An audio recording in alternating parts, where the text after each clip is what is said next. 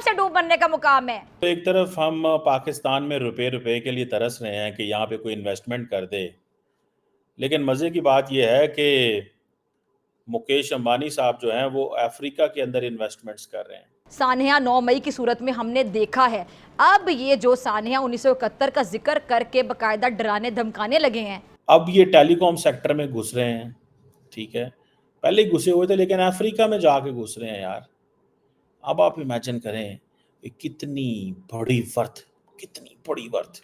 आपको हैरानकुन बात जरा मैं बताऊं, वो ये है कि ये मुहिम आज चलाई जा रही है। अफ्रीका में इन्वेस्टमेंट कर रहे हैं, लेकिन वो पाकिस्तान में तो कभी इन्वेस्टमेंट नहीं करेंगे।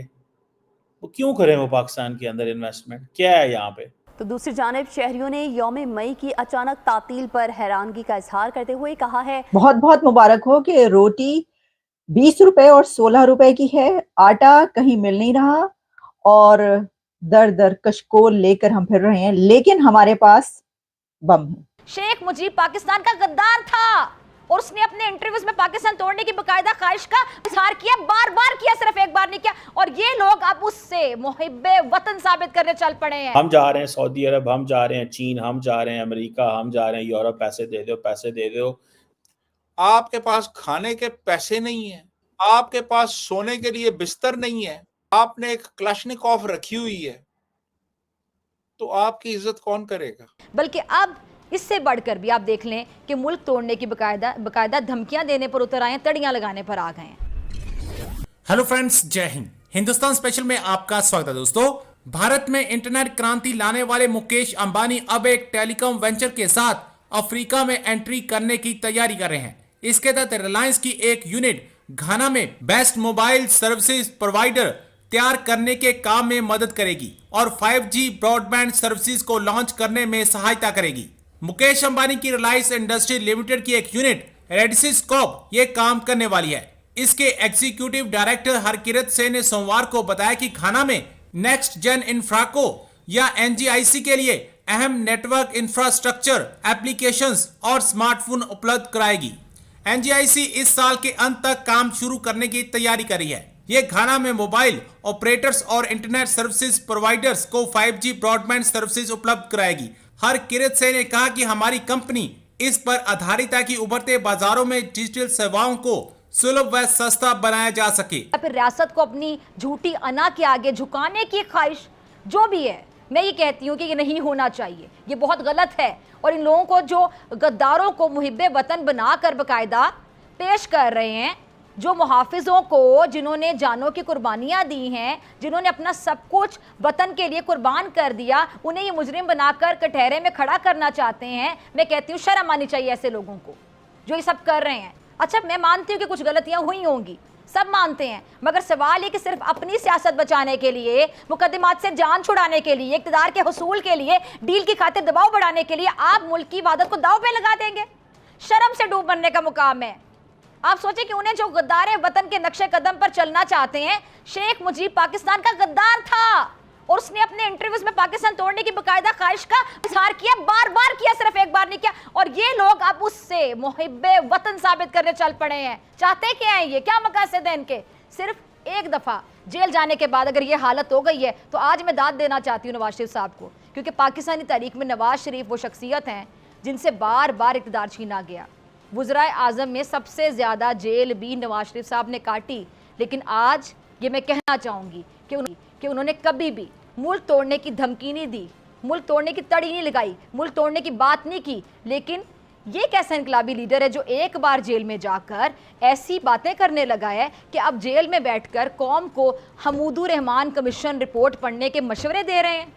और मैं ये पूछना चाहती हूँ, आज जब आपके पास इक़्तिदार था, वज़ीर आज़म थे, आपके पास इख्तियार था ना, उस वक्त क्यों नहीं इस कमीशन की रिपोर्ट आम की गई? करते ना उस वक्त जब इक़्तिदार छिन चुका और फिर मुकदमात से जान आपकी परेशान है और अब आप इस वक्त जाके कह रहे हैं कि ये रिपोर्ट पढ़ें। उस वक्त पढ़वानी थी ना रिपोर्ट, तब क्यों नहीं याद आई ये रिपोर्ट? क्योंकि तब इक़्तिदार की कुर्सी आपके पास थी। अब बांग्लादेश की मोहब्बत अचानक से क्यों जाग उठी है? कौम को दे ना जवाब। जब आप वज़ीर आज़म इक़्तिदार में थे तो बताएं ना, तब कहते पढ़ेंगे रिपोर्ट जाके। ये लोग बड़े फख्र से कहते हैं कि तारीख में पहली बार इनके लीडर ने अमेरिका को एब्सोल्युटली नॉट बोला। तारीख उठा के ज़रा देखें, मिस्र के जो जमाल अब्दुल नासिर है ना, वो भी अमेरिका के खिलाफ बड़ी तकरीरें किया करता था। वफात के 25 साल बाद पता क्या पता चला कि मौसूफ खुद अमेरिकी एजेंट थे और उसकी जो अमेरिकी मुखालिफ तकरीरें हैं ना, वो आती भी अमेरिका से थी। कोई बैद नहीं है कि ये जो एब्सोल्युटली नॉट है ना, इसकी कहानी भी इसी से मिलती जुलती हो, जो जल्द सामने आ जाए। मगर मैं मुल्क की सलामती के ज़िम्मेदारों को ये कहती हूँ, हुकूमत से कहती हूँ कि पहले भी इस इंतशारी टोले को आप लोगों ने बहुत ज़्यादा ढील दी है, जिसका नतीजा सानहा 9 मई की सूरत में हमने देखा है। अब ये जो सानहा 1971 का जिक्र करके बाकायदा डराने धमकाने लगे हैं, इसको बहुत संजीदगी से लें। इस पर हुकूमत को, कौमी सलामती के ज़िम्मेदारों को फौरी तौर पर नोटिस लेने की ज़रूरत है। दोस्तों, एक तरफ हम पाकिस्तान में रुपए के लिए तरस रहे हैं कि यहाँ पे कोई इन्वेस्टमेंट कर दे, लेकिन मज़े की बात यह है कि मुकेश अंबानी साहब जो हैं वो अफ्रीका के अंदर इन्वेस्टमेंट्स कर रहे हैं। मतलब अफ्रीका में जाके पैसे लगा रहे हैं। इतना बड़ा नाम है मुकेश अंबानी, इतनी वेल्थ है मुकेश अंबानी की कि वो समझते हैं कि हमारे लिए जो मार्केट्स इम्पॉर्टेंट हैं वो अफ्रीकन मार्केट है। मुकेश अंबानी साहब, आपको पता है, रिलायंस इंडस्ट्री जो कि एक मल्टीनेशनल कॉन्ग्लोमरेट है, एनर्जी सेक्टर्स में इन्वॉल्व है, पेट्रोकेमिकल में, नेचुरल रिसोर्सेज में, टेलीकम्युनिकेशन में, ठीक है जी, बड़े पैमाने पे काम करिए, billions of dollars, and he is another name, एक सॉफ्ट पावर फॉर इंडिया। मैं नहीं समझता कि इससे ज़्यादा बेहतर कोई शख्स हो सकता है जो अपने मुल्क के लोगों के लिए रोज़गार निकाले, जो अपने मुल्क की इज्जत पूरी दुनिया में करवाए। उससे बेहतर और कौन शख्स हो सकता है कि जो अपने ही लोगों को रोज़गार दिलाए।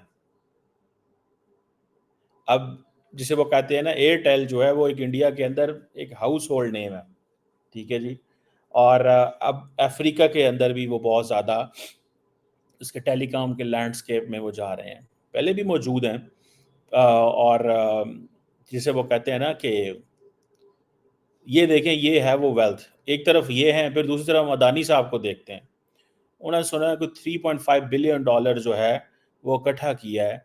रेज करने से मुराद ये नहीं कि उन्होंने इधर उधर से इकट्ठा किया, वो सारी बातें बिजनेस कम्युनिटी से और बहुत सारी जगहों से इन्वेस्टर्स से लेते हैं, और अपने बिजनेस सेक्टर्स जो हैं, एयरपोर्ट्स में, रियल एस्टेट में, डाटा सेंटर्स में लगाना चाहते हैं। हम जा रहे हैं सऊदी अरब, हम जा रहे हैं चीन, हम जा रहे हैं अमेरिका, हम जा रहे हैं यूरोप, पैसे दे दो, पैसे दे दो।